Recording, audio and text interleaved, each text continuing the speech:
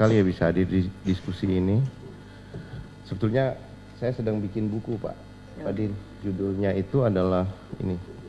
Tadi di layout sama anak saya, covernya. Apa itu? Judulnya itu CSR BUMN, taruh, tak buka judulnya. Istana Mega Proyek Fiktif CSR Bansos di ladang Pilpres. Jadi sebetulnya ini kisah semua ini berawal dari Pilpres. Ketika sah Presiden Jokowi waktu itu menjabat presiden, dicalonkan lagi tanpa harus mengundurkan diri. Maka pada saat itu terbukalah peluang dia menggunakan seluruh sumber daya ekonomi, sumber daya politik, sumber daya keuangan, infrastruktur dan suprastruktur kekuasaan untuk melanjutkan kekuasaannya. Maka pada saat itulah segala macam cara bisa dipakai. Nah, kita mengidentifikasi banyak sekali yang saya tulis di sini, sudah hampir 100 halaman. Ada mulai dari penyalahgunaan jabatan, penyalahgunaan kekuasaan, penggunaan fasilitas negara, lalu kemudian penggunaan dana publik. Dana publik ini variasinya sangat luas sekali. Jadi ada mulai dari dana taspen, jam sostek, BPJS, dana haji, dana asuransi ya, asuransi BUMN seperti Jiwasraya, termasuk badan publik seperti Asabri dan asuransi-asuransi yang lain.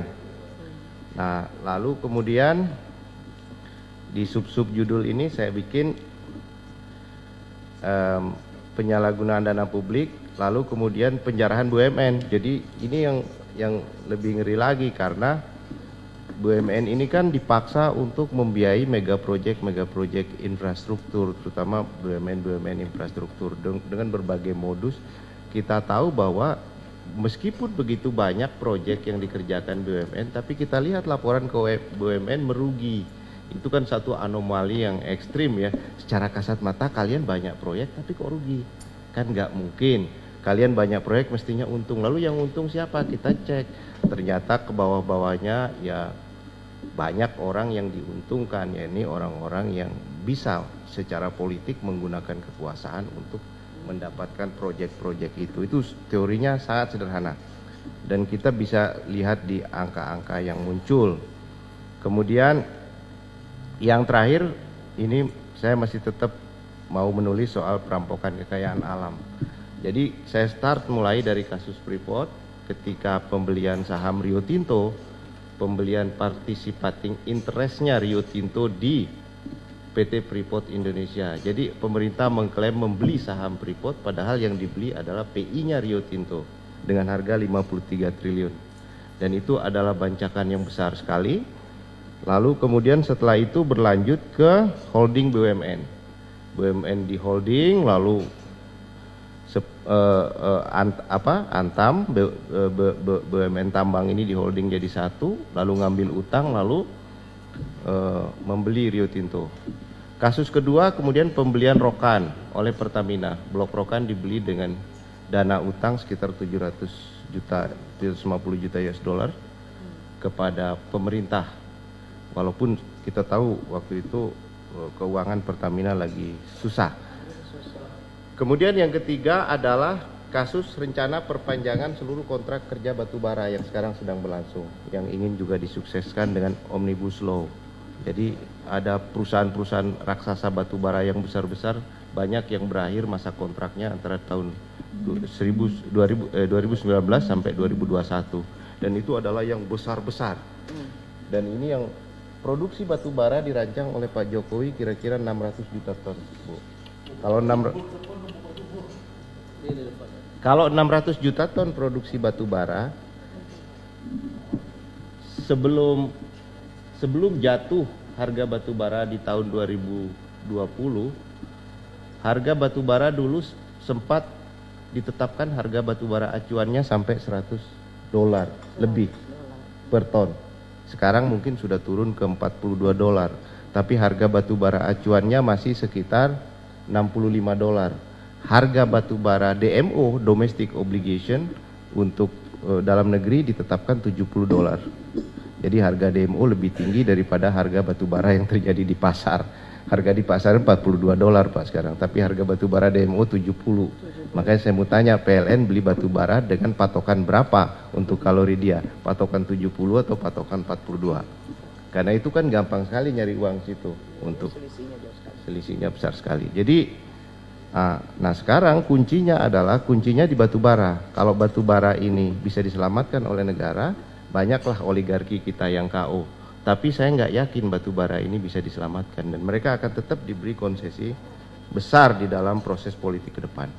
Karena proses politik ke depan ini menentukan Pak Jokowi ini selamat atau tidak. Karena kalau prediksi saya, pertama beban bunga, cicilan utang dan lain-lain meningkat. Pada saat yang sama penerimaan menurun terlalu tajam sekali. Sementara utang dalam negeri dan utang luar negeri ini bergerak begitu besar. Utang ke Jiwasraya, utang ke Asabri, utang ke Taspen, utang ke Jam Sostek, utang ke dana haji. Dana haji aja mungkin udah 70% masuk ke surat utang negara.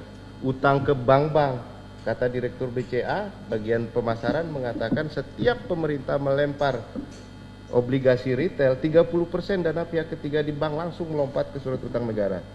Jadi sekarang surat utang negara itu kenapa? Karena bunga surat utang negara itu lebih tinggi daripada bunga deposito perbankan.